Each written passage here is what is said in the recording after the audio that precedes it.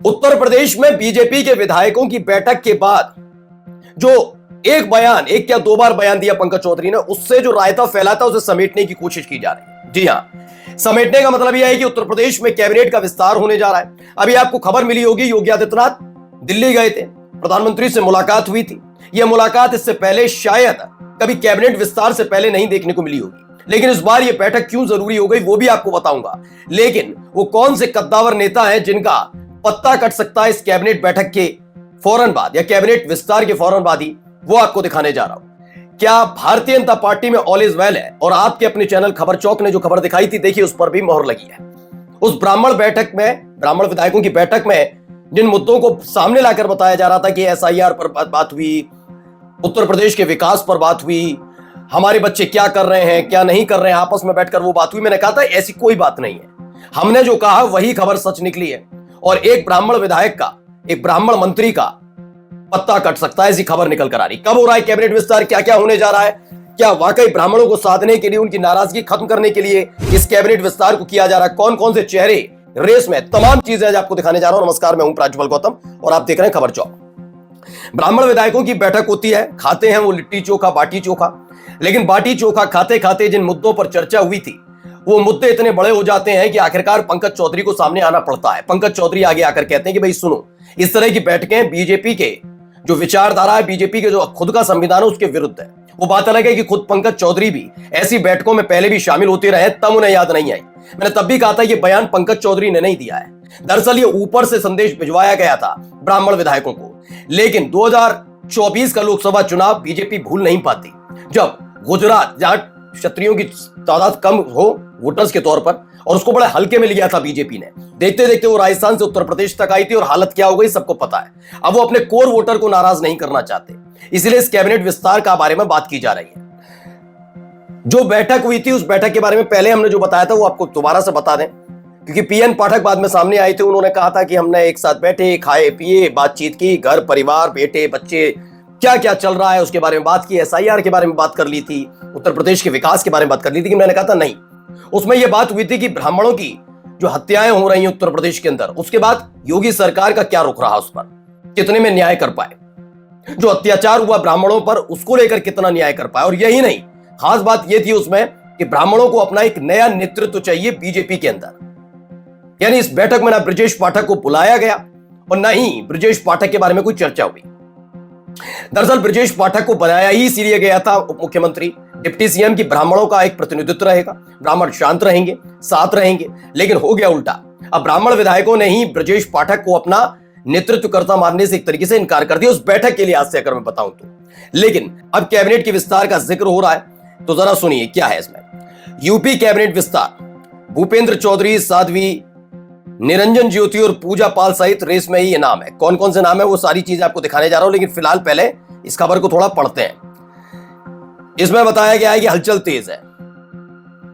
ये देखिए, नए साल में कैबिनेट विस्तार की चर्चा है। 5 जनवरी को यूपी के सीएम योगी आदित्यनाथ की दिल्ली में नरेंद्र मोदी साहब के साथ मुलाकात हुई।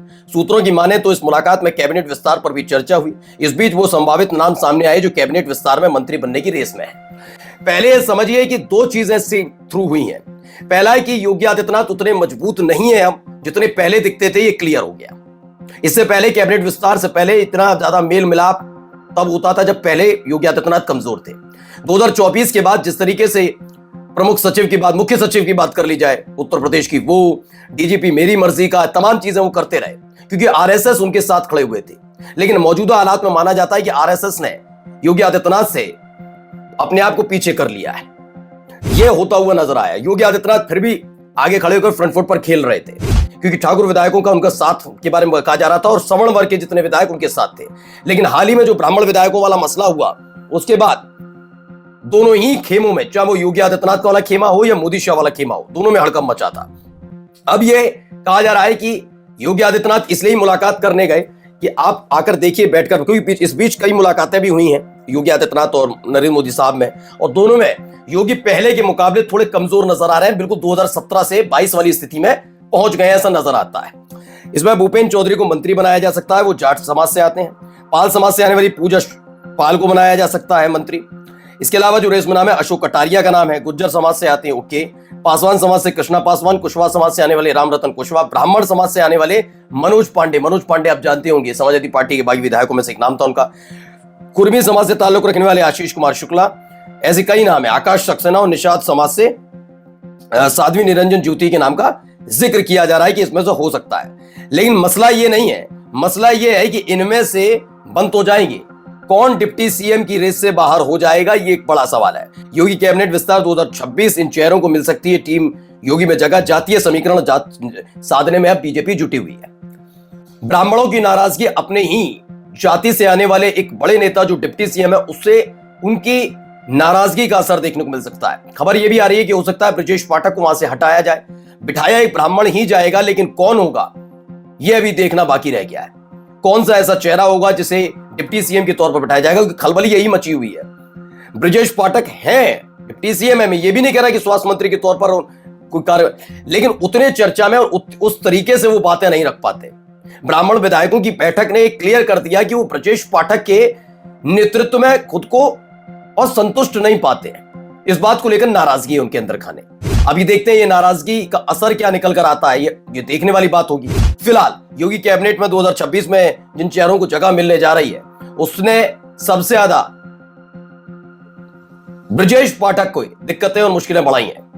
ब्रजेश पाठक अगर देखा जाए तो केशव प्रसाद मौर्य का नाम भी हो सकता था, लेकिन योगी आदित्यनाथ और मोदी की मुलाकात के बीच, क्योंकि जब 2024 का जंग थी आपको याद होगा, खेमे दो थे, उत्तर प्रदेश में योगी वर्सेस केशव प्रसाद मौर्य, बाकी के सपोर्टिंग एक्टर मान लीजिएगा उनको, मतलब कि सपोर्टिंग रोल में थे, चाहे वो अनुप्रिया पटेल हो, प्रकाश राजभर हो, संजय निषाद हो या फिर खुद ब्रजेश पाठक हो, वो एक सपोर्टिंग रोल के तौर पर खेल रहे थे। जबकि आमने सामने की लड़ाई अगर थी किसी की तो योगी वर्सेस केशव, केशव के साथ मोदी शाह, योगी के साथ आरएसएस, ये सारा खेल था।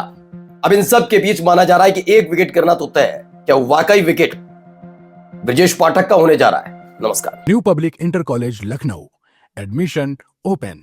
फॉर मोर इन्फॉर्मेशन कॉल 0522 282232 और 7755 089585।